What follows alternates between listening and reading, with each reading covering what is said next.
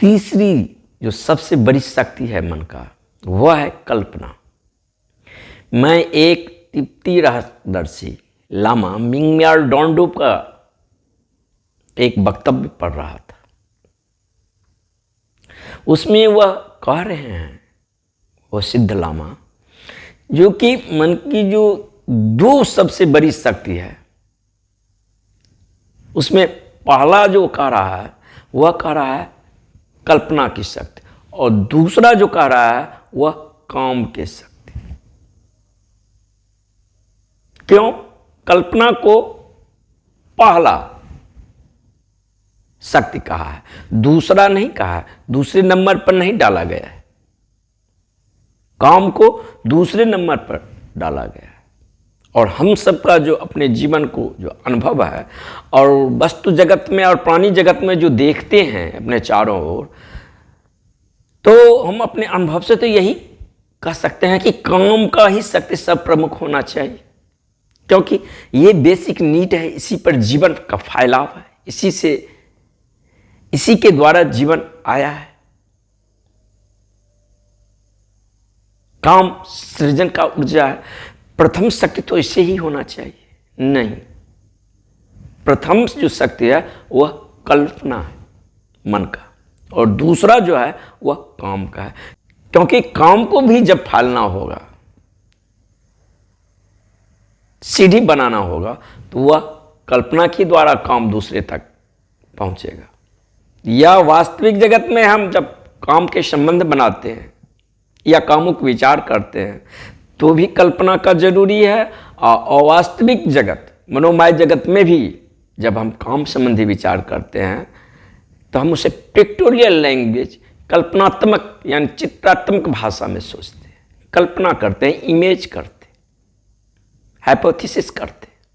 उसके बिना काम सक्रिय ही भी नहीं होगा।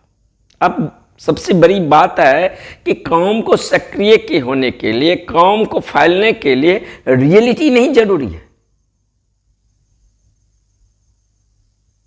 काम को सक्रिय होने के लिए, फैलने के लिए कल्पना बहुत जरूरी है। कल्पना के ही द्वारा काम का ऊर्जा जो है सक्रिय होता है, फैलता है और दूसरे तक पहुंचता है। मस्तिष्क में जरा सा काम का विचार आया कि जननेंद्रिय जो है सक्रिय हो जाता है। जब हम रात सोते हैं स्वप्न में, और जब हमारा स्वप्न कामजन्य होता है, तो उसका प्रभाव हमारे शरीर पर देखा जा सकता है, पड़ता है। मन में जरा सा विचार, ये जननेंद्रिय और सक्रिय हो जाता है। इसीलिए कल्पना को प्रथम शक्ति कहा गया है, काम को दूसरा कहा गया है। और ये मन की सबसे बड़ी शक्ति। अब इस पर निर्भर है कि हम कल्पना को कैसे उपयोग करते हैं, अपने विध्वंस के लिए कि अपने सृजन के लिए। हमारे महान से महान जो प्रतिभा है या वैज्ञानिक है, उन सबके पास कल्पना के शक्ति असीम रूप से जो है बहुत बड़ा है, और कल्पना के शक्ति के द्वारा वो अपने प्रतिभा को विस्तार दिया है। चाहे हमारे कवि हो, लेखक हो, मूर्तिकार हो, जब वह एक इमेज करते हैं अपने कल्पना में, तब उसके वास्तविक और हकीकत के दुनिया में उसे प्रतिरूप देते हैं, मूर्ति रूप देते हैं। या कवि हो, लेखक हो, चित्रकार हो, मूर्तिकार हो, ये जो प्रतिभा वर्ग आते हैं जिस वर्ग से, ये काफ़ी कल्पनाशील होते हैं। हमारे वैज्ञानिक, दार्शनिक, दृष्टा, ये भी कल्पनाशील होते हैं। हजारों वर्षों से मनुष्य का ख्वाब है कि हवा में कैसे उड़ा जाए, और लगातार कल्पना पर प्रयोग करते करते करते एक दिन वो हवा में उड़ने की कला सीख लिया। लाखों वर्षों से बच्चा जब जन्म लेता है, तो बच्चा जन्म से ही चांद की ओर उंगली करता है, लेकिन ये कल्पना धीरे धीरे धीरे धीरे गतिशील हुआ, और आज मानव चांद पर पहुंच गया है। ये कल्पना भी सकारात्मक हिस्सा हो सकता है और नकारात्मक हिस्सा हो सकता है। ऐसे कल्पना हम कर सकते हैं जिससे हमारा विध्वंस होगा, और ऐसे भी कल्पना कर सकते हैं जिससे हमारा निर्माण होगा।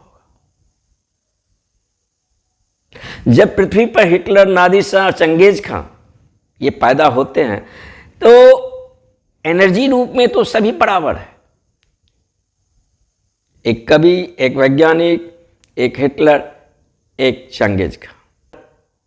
वो जो एनर्जी है यानी वो कंटेनर जो है उसमें जो कंटेंट है उसका अभिव्यक्त क्या है, वो क्या फॉर्म ले रहा है, ऊर्जा क्या कल्पना कर रहा है। लेकिन अगर वह कल्पना नकारात्मक हो जाए तो विध्वंस को जन्म दे सकता है। हिटलर नीत्शे से बहुत प्रभावित था और नीत्शे का जो कल्पना था सुपरमैन का कि पृथ्वी पर जो भी निकृष्टम है उसको मिटा देना चाहिए, सिर्फ अतिमानव ही रहना चाहिए। हिटलर उससे बहुत प्रभावित था और उसी कल्पना को साकार करने में लगा था। लेकिन ये नकारात्मक हिस्सा है। अपंग, अपाहिज, मंदबुद्धि को हम पृथ्वी से नष्ट कर दें और सुपर मानव को अस्तित्व लाएं, ये नकारात्मक हिस्सा है। धर्म इससे राजी नहीं हो सकता। और हिटलर का कल्पना शक्ति बहुत तेज था, वो कल्पना में ही जीता था। हकीकत क्या है इस पर तो वो ध्यान ही नहीं देता था। वो जो सोचता था उसी को वो प्रतिरूप देना चाहता था धरातल पर। अगर हमारा मन का केंद्र राइट सक्रिय हो, समय केंद्र सक्रिय हो, तब हमारा कल्पना का केंद्र जो होगा वो समय केंद्र से होकर आएगा। अगर हमारा मस्तिष्क के केंद्र, फॉल्स केंद्र, मिथ्या का केंद्र सक्रिय हो तो हमारा जो कल्पना का अभिव्यक्त होगा वो मिथ्या के केंद्र से होकर प्रकाशित होगा। जैसे एक लैंप है और लैंप के जो ग्लास है उसको हम पूरा वॉश कर देते हैं, तब उससे जो रोशनी का प्रतिबिंब निकलता है पूरा क्लियर निकलता है, क्रिस्टल निकलता है। लेकिन जब उस लैंप के जो ग्लास है उसमें स्याही पकड़ लेता है तब उसका प्रकाश धूमिल हो जाता है। ठीक उसी प्रकार मन का जो सम्यक केंद्र है अगर वह पूरा क्रियाशील हो तब कल्पना जो है सृजन की क्षमता को उपलब्ध होता है और कल्पना के द्वारा हम अपने व्यक्तित्व को जो रूप देना चाहे वह दे सकते और वैसा होगा। अगर हमारा मस्तिष्क का केंद्र, फॉल्स केंद्र सक्रिय हो गया है, मिथ्या केंद्र है, तब कल्पना के जो अभिव्यक्त होगा उसी केंद्र के द्वारा होगा। तो उससे जो अभिव्यक्त होगा वह नकारात्मक हिस्सा है, वह हमारा सृजन हिस्सा नहीं है। उससे हमारे जीवन में दुख, संताप और पीड़ा है। हमारा जीवन क्या है?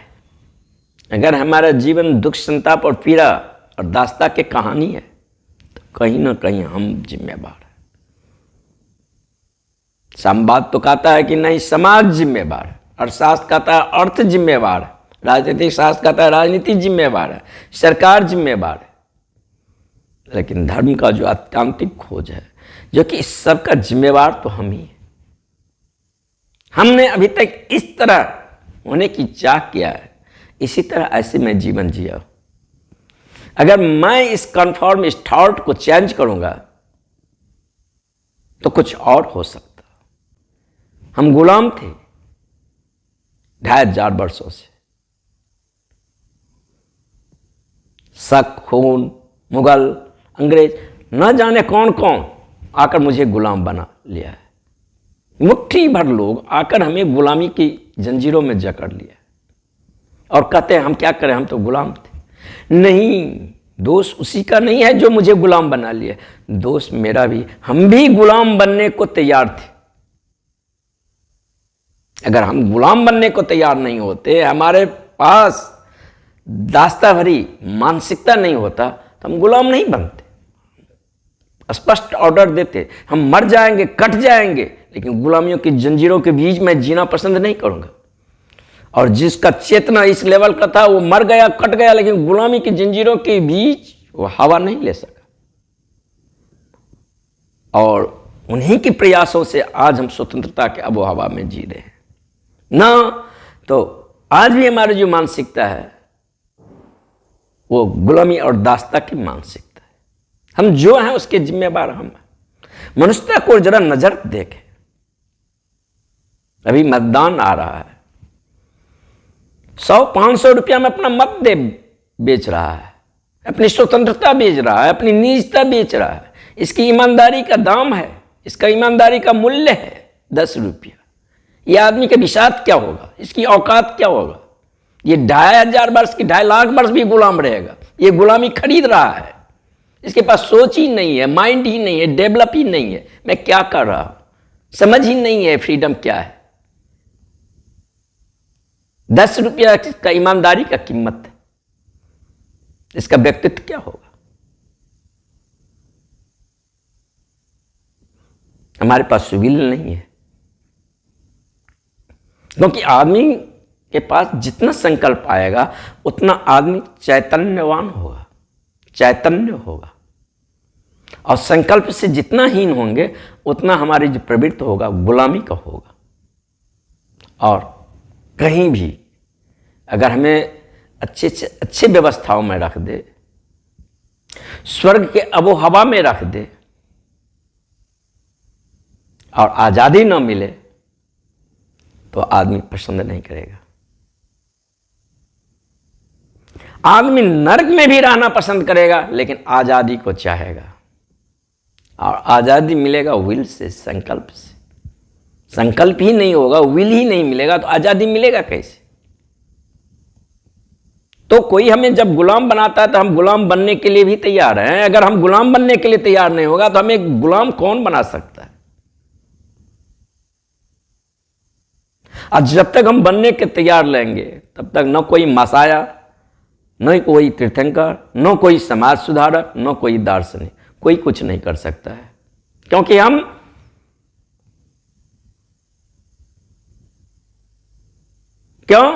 हम मुक्त नहीं होना चाहते हैं। जबरदस्ती तो कोई मुक्त नहीं दे सकता, जबरदस्ती तो कोई मुक्त नहीं कर सकता है ना।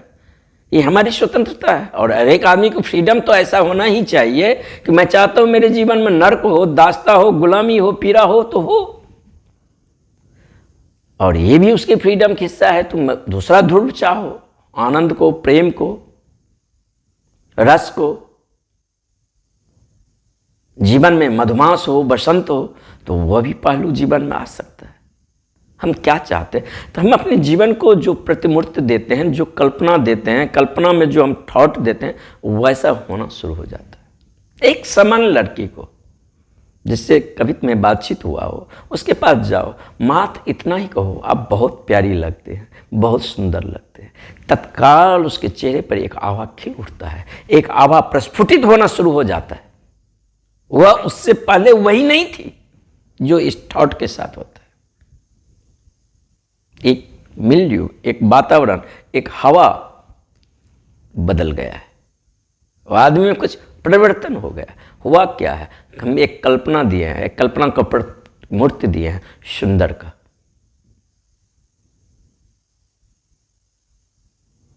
तो हमारा जो थॉट फॉर्म होता है वैसा ही हम होने लगते हैं।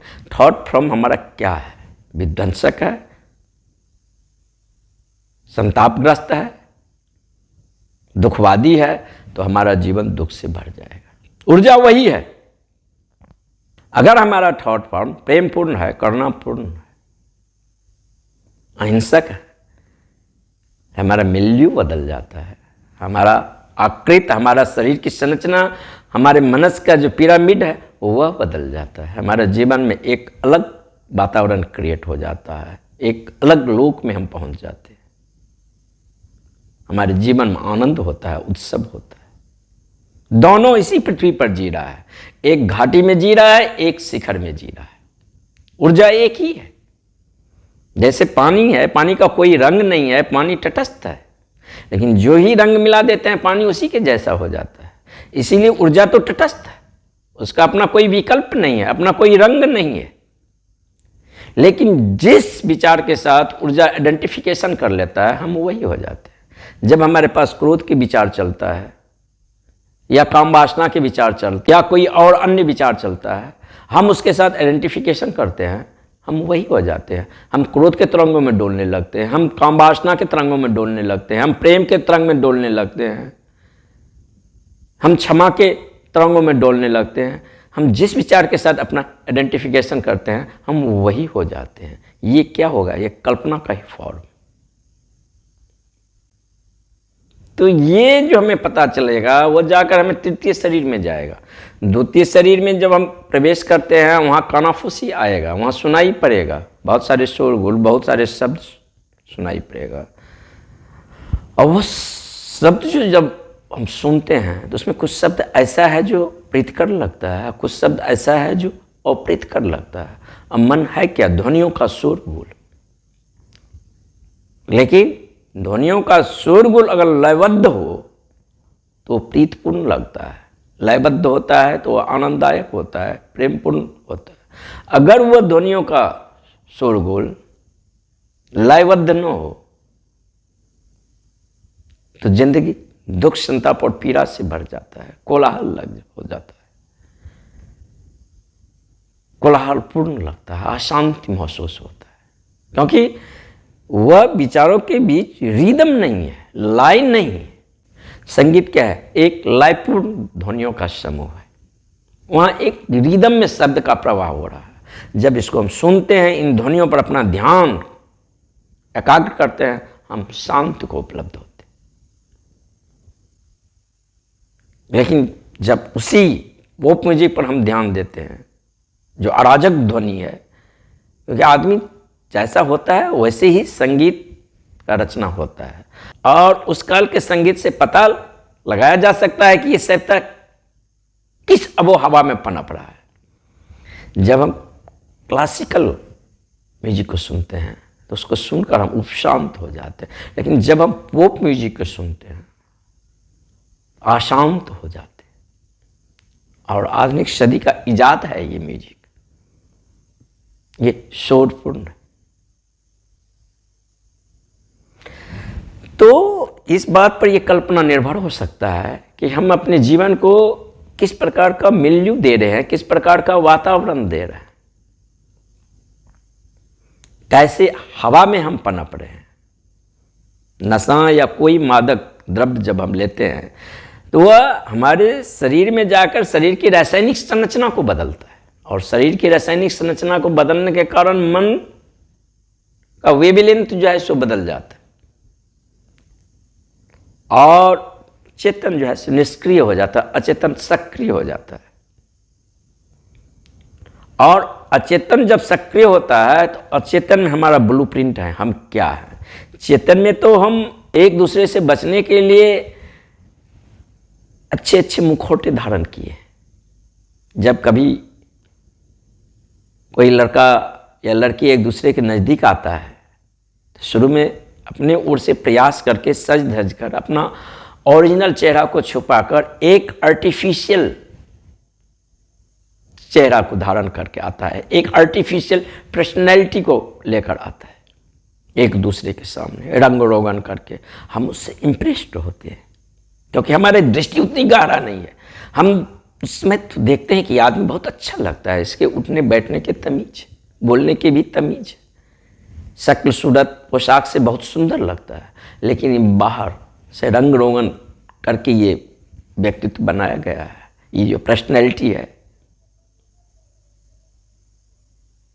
ये बाहरी है, भीतरी नहीं है। 2-4 दिन में ये पर्सनैलिटी धुल जाता है, फिर भीतर का वो असली चेहरा है वो प्रकट होता है। ये जो सब पर्सनैलिटी आया है ग्रीक के मूल शब्द पर्सोना से आया है। उस समय ग्रीक में लोग नाटक खेलने के लिए अपने चेहरे पर मुखौटे का उपयोग करते थे, उसे वो पर्सोना कहते थे। नाटक में जब हम किसी प्रकार का अभिनय लेते हैं तो हमें वैसा मुखाकृत, वैसा चेहरा, वैसा इमेज व्यक्त करना पड़ता है।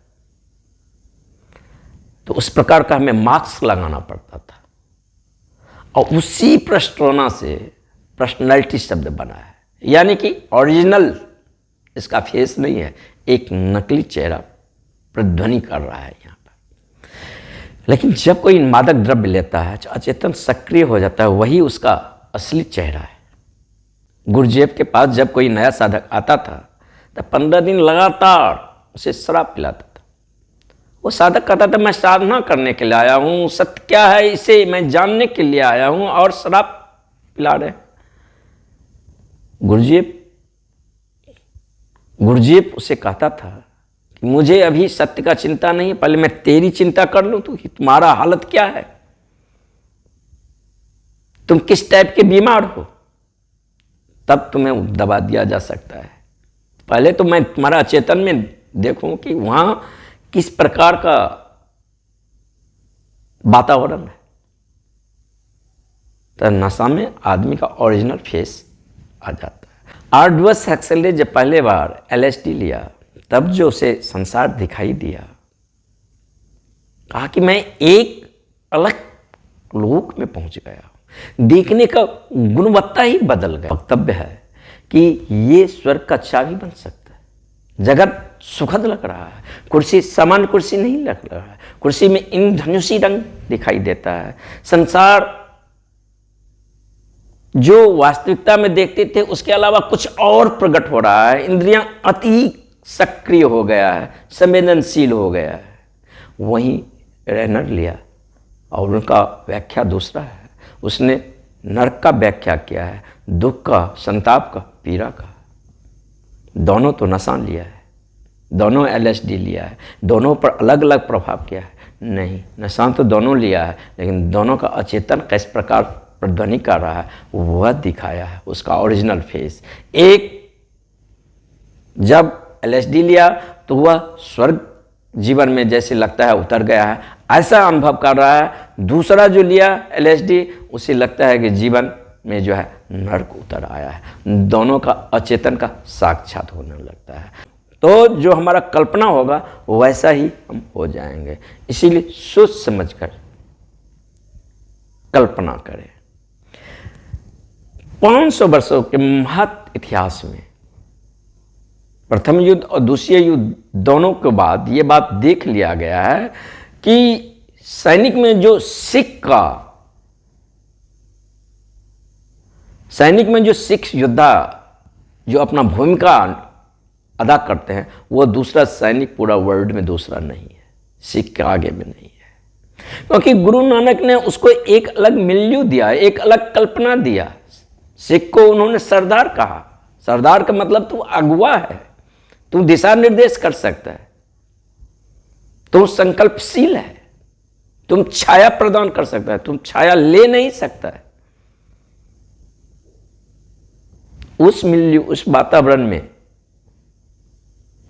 जो सिख धर्म को वर्ण किया है वह एक अलग ही प्रजाति बन गया है। और सिख के बराबर पर्सनैलिटी अगर हम पूरा भारत में देखें तो वैसा पर्सनैलिटी नहीं होगा। वह भी है हिंदू, वहां हिंदू भी है, लेकिन सिख के आगे में नहीं है। दाढ़ी केस बढ़ाने से जरूरी नहीं है कोई सिख होगा, उसके भीतर वह कल्पना है, वह मिल्यू है, हम सरदार है। तो हम जो मान लेंगे वैसा हो जाएगा, जैसा कल्पना करेंगे वैसा हो जाएंगे।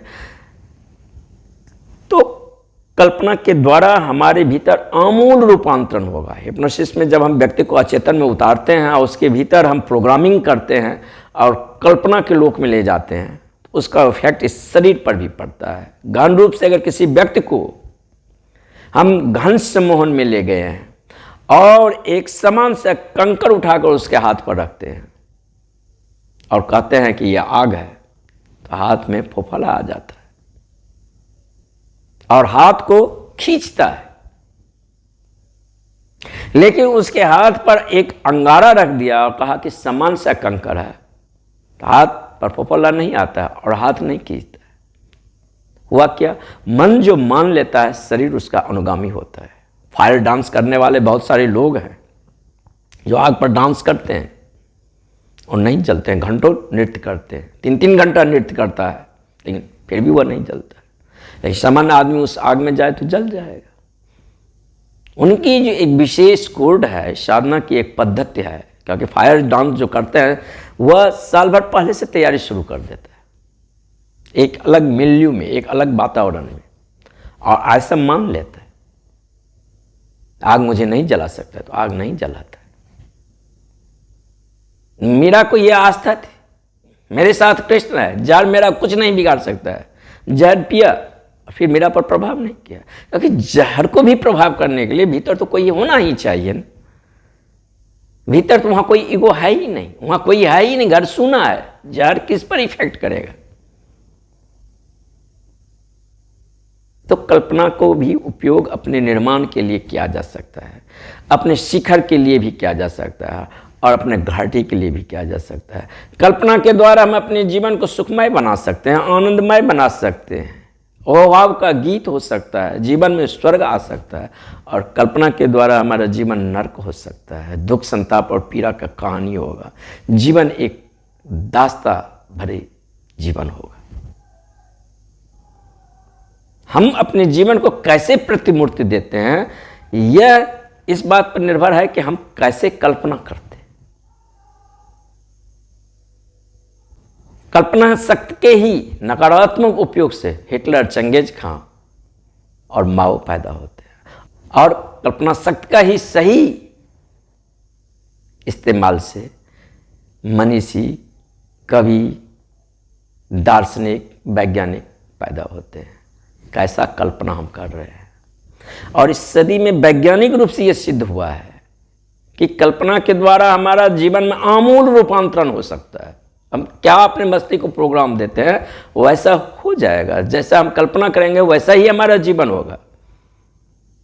इसके लिए न कोई परिस्थिति जिम्मेवार है, न समाज जिम्मेवार है, न राष्ट्र जिम्मेवार है। हम जिम्मेवार हैं, हमारा कल्पना जिम्मेवार है कि हम कल्पना के द्वारा अपना जीवन को कैसा फॉर्म देते हैं। अब जैसा हमारा कल्पना के द्वारा प्रोग्रामिंग, वैसा हमारा जीवन में होगा। इस सदी के महान वैज्ञानिक हुए, हजारों मरीजों पर कल्पना शक्ति के प्रयोग करके असाध्य से असाध्य बीमारी को गायब कर दिया है, ठीक कर दिया है, स्वस्थ कर दिया है। मात्र उस पेशेंट को, उस बीमार आदमी को ये कहता था कि कल्पना करो कि तुम स्वस्थ हो रहे हो, हीलिंग कर रहे हो। और लगातार ये बात दोहराने से धीरे धीरे वह स्वास्थ्य को उपलब्ध होते थे। असो समान बीमार आदमी नहीं थे, असाध्य से असाध्य जो बीमार आदमी थे वो कुएं के पास दौड़े हुए आता था, दूर दूर से। और वैज्ञानिक रूप से यह सिद्ध हुआ कि कल्पना शक्ति से मनुष्य में आमूल रूपांतरण हो सकता है। चेकोस्लोवाकिया के कुछ मनोवैज्ञानिकों ने सम्मोहन पर बहुत गहन प्रयोग किया है। वह एक आदमी को हिप्नोसिस किया है और पोस्ट हिप्नोटाइज किया, 21 दिन तक उसको हिप्नोसिस अवस्था में रखा। और उस अवस्था में उसे रियल में कोई भोजन नहीं दिया जा रहा है, झूठा भोजन दिया जा रहा है। लो ये भोजन है, कर लो, है कुछ नहीं। झूठा पानी दिया जा रहा है, लो पी लो। झूठा फ्रूट जूस दिया जा रहा है कि लो पियो। और हिप्नोसिस में ले जाने से पहले उसका वजन किया था, और 21 दिन के बाद जब उस ट्रांस से उसे बाहर निकाला तब वजन किया, उसका वजन बढ़ गया। अभी तो 21 दिन ये आदमी उपवास में है, कुछ खाया नहीं है, वजन तो बढ़ा कैसे? घट जाना चाहिए वास्तविक वजन से, क्योंकि हम 5 दिन अगर कुछ नहीं खाएंगे तो हमारा वजन अगर 20 kg है तो निश्चित कम हो जाना चाहिए, बढ़ तो नहीं जाएगा। गणित ये तो नहीं कहता है। लेकिन जब उस प्रयोग से, उस ट्रांस से वो युवक बाहर आया तो उसका वजन कुछ बढ़ ही गया है। 21 दिन का उपवास है, सम्मोहन अवस्था में उसे झूठा भोजन दिया गया था, कल्पना का भोजन दिया गया था। अगर हम सही से कल्पना शक्ति का उपयोग करें तो हमारे जीवन में आमूल रूपांतरण होगा। हम जैसे हैं उसके लिए हम स्वयं जिम्मेवार हैं, न कोई समाज, न कोई राष्ट्र, न कोई दूसरा। धर्म का आत्यंतिक जो मूल्यांकन है वह यही है कि हम जो है, हमारा कल्पना ही उसका लिए उत्तरदायित्व है। जैसा हम होना चाहेंगे वैसा ही हम हो जाएंगे। हम अपने को जो मान लेंगे वैसा ही हो जाएगा। असफल मान लेंगे असफल हो जाएंगे, सफल मान लेंगे सफल हो जाएंगे। अभी मनोवैज्ञानिक ने कुछ बच्चों पर प्रयोग किया है। कुछ बच्चों के समूह को लगातार वह कुछ नहीं कह रहा है, जो जिधर से आ रहा है सब यही कह रहा है, तो मंद बुद्धि हो, मंद बुद्धि हो, मंद बुद्धि हो। 3 महीने के बाद उसका रिपोर्ट लिया गया है, वो बच्चे मंद बुद्धि वो पाया गया है, उसका IQ स्तर नीचा पाया गया है। और एक दूसरा ग्रुप लिया था, उसी बच्चे का सेम आईक्यू का उसको जो है सो कहा कि तुम असीम रूप से कुशाग्र हो, तेज हो, इंटेलिजेंस हो, उसका आईक्यू लेवल बढ़ गया है। अगर हम बच्चे को लगातार नकारात्मक प्रतिध्वनि कर रहे हैं, बच्चे नकारात्मक प्रतिध्वनि का शिकार हो जाएगा, मान लेगा। चेतना में शक्ति है, जो वह मान लेता है वैसा वो हो जाता है।